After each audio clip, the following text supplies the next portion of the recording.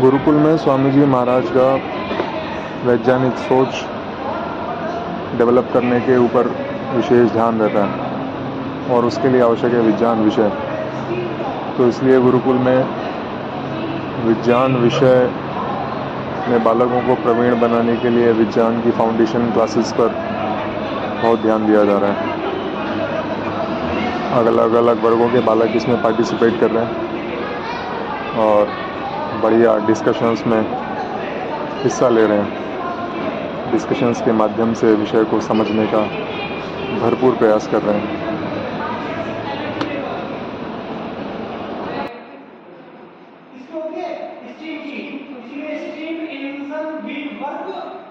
किया करते थे।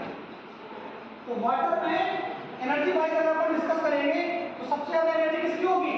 Steam. This is the only reason that the steam engine work in the steam engine was in work in the ancient time. अभी तो नहीं, modern में तो नहीं यूज कर रहे, बट स्टीम इंजन का, जबकि जिंक इज लेस एक्सपेंसिव, इसलिए साइकिल्स में जिंक की प्लेटिंग करती जाती है और बड़ी गाड़ियों में क्रोमियम।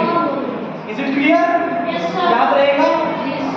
तो अगर आपसे कोई पूछे कि वाटर के तीनों फॉर्म में सबसे ज्यादा एनर्जी वाइज कौन सा फॉर्म होता है? Steam form. अब इसके अंदर का जो एक कंसेप्ट है मैं आपको बताना चाहता हूं कि अभी तो हमने बात किया है कि आइस का जो आइस वाटर वेपर सबसे ज्यादा इंट्रामोलिक्यूलर पार्टिकल स्पेस किसमें हो? वेपर में। अब अपन बात करें आइस और वाटर, आइस और वाटर। आप मुझे बताओ वाटर के अंदर इंटरमोलिक्यूलर स्पेस ज्यादा होगा कि आइस में? वाटर में ज्यादा होगा? वाटर में ज्यादा होगा? नहीं, आइस में ज्यादा होगा। कैसे? आप समझिए, कभी भी आप अपने घर पे फ्रिज में पानी भर के रखिए ग्लास में, यहां तक आपने वाटर का लेवल एडजस्ट कर रखा है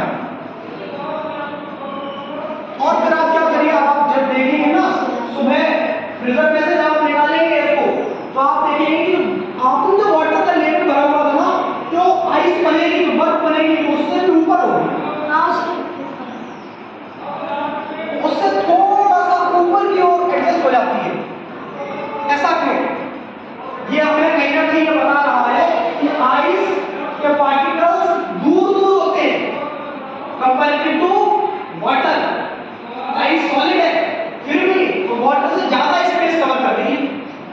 भाई जब हमने पानी भर के रखा था तो इतना ही स्पेस था, जब आइस बन गई, तो स्पेस इंक्रीज हो गया। इसका मतलब आइस ज्यादा स्पेस लेती है या वाटर? आइस ज्यादा स्पेस लेती है, और जो ज्यादा स्पेस लेगा इट मींस उसके पार्टिकल्स दूर दूर होंगे।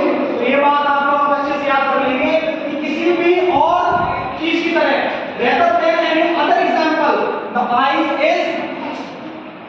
ice has less particular space, intramolecular particular space,